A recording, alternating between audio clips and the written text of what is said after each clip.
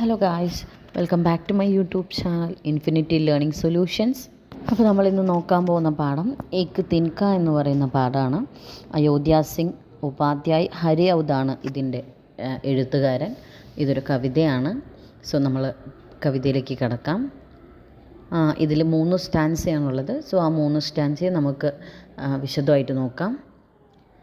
मैं घमंडों में भरा एटा हुआ एक दिन जब तक मुंडेर पर खड़ा अचानक दूर से उड़ता हुआ एक तिनका आंख में मेरी पड़ा.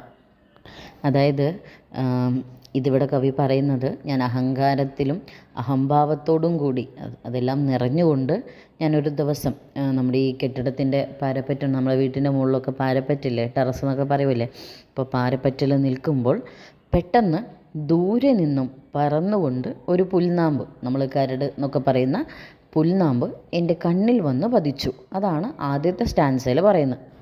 मैं चिचक उड़ा हुआ बेचैन सा लाल होकर आंख भी दुखने लगी मूठ देने लोग कपड़े की लगे एट बेचारी दबे पावों बगी.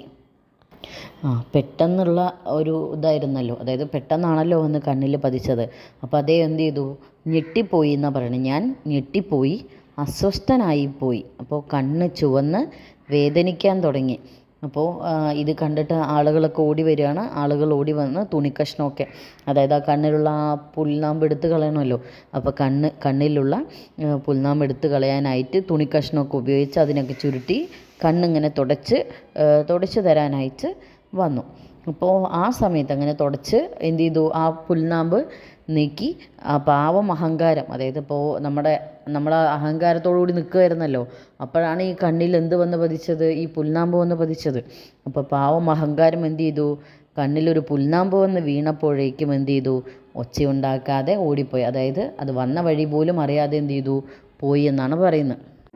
जब किसी दब से निकल तिनका गया तब समझने यूँ मुझे ताने दिए एटा तू किस लिए इतना रहा एक तिनका है बहुत तेरे लिए. അപ്പോൾ ഒച്ചയുണ്ടാക്കാതെ ഓടിപ്പോയി എന്ന് പറയുന്നത് ആ അഹങ്കാരം എവിടെ പോയി എന്ന് പോലും അറിയുന്നില്ല എന്ന് പറഞ്ഞല്ലോ. അപ്പോൾ എങ്ങനെയോ ആ കണ്ണിൽ ആ പുൽനാമ്പ് പോയി. അപ്പോഴാണ് എന്ത് ചെയ്തത്, വിവേകം ഉണ്ടായത്, അല്ലെങ്കിൽ തിരിച്ചറിവുണ്ടായത്. എന്താണ് ആ തിരിച്ചറിവ് എന്താണെന്ന് വെച്ചാൽ, ആ തിരിച്ചറിവ് എന്നെ നോക്കി പരിഹസിക്കുകയാണ്. എന്താണ്, ഇത്രത്തോളം നീ എന്തിനാണ് അഹങ്കരിച്ചത്? കാരണം ഒരു പുൽനാമ്പ് തന്നെ ധാരാളമാണ് നിൻ്റെ അഹങ്കാരം ഇല്ലാതാക്കാനായിട്ട്. അപ്പോൾ എന്തിനാണ് നീ ഇത്രത്തോളം അഹങ്കരിച്ചത് എന്നാണ് എന്ത് ചെയ്യുന്നത്, കവി പറയുന്നത്.